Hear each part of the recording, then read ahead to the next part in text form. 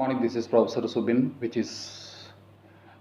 we are going to talk about one of the best or the worst things which is going to happen in India. All the savings account or all the FDs will be taxed, and whatever the transaction which is going to take place in this UPI, all these things will be taxed. So whatever the FDs you have kept it in the bank, it is better to put it into long-term funds. Whatever funds you require, if you want any advice, we can provide you. But it is better to invest in 10 to 15 years funds, and whatever the balance cash you are having in, you can put everything in the cash. For example, if you are having 15 lakhs rupees, and you don't require 15 lakhs, you just require only 5 lakhs, you just put 5 lakhs in your account, bank account, and balance 10 lakhs you invest with us or anywhere else you are in the market.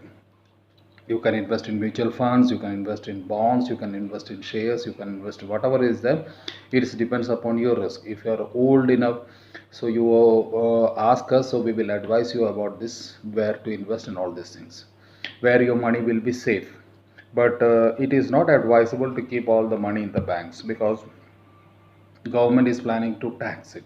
When government starts to taxing it, so automatically it will be hard for you to live, because your hard-earned money will be taxed, and you know that it is going to be not a good story. And always keep 5 lakh rupees in the banks, not more than 5 lakhs. If you're keeping more than 5 lakhs, means whatever happens, if the bank gets if the banks goes on fails, what will happen is that the you will be getting an insurance coverage of 5 lakhs only. So it is better, we can say, if there is a run on the bank, you will be getting only 5 lakhs. If you are in kept 1 crore, 2 crores, whatever amount you are kept in, you will be getting only 5 lakh back. So always keep this much money in the banks.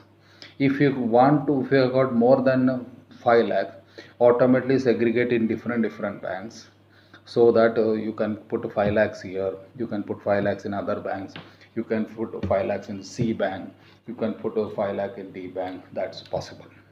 So always try to keep it in a separate places. And please don't go for FDs, and FDs are not valuable also, because inflation is so high, it is above 8%, and if you're keeping FD 5.75 6%, you are getting it, almost you are losing 2% per annum. So 2% per annum is losing 2% is not a good idea. So always invest. Thanks a lot, and Professor Subin signing off.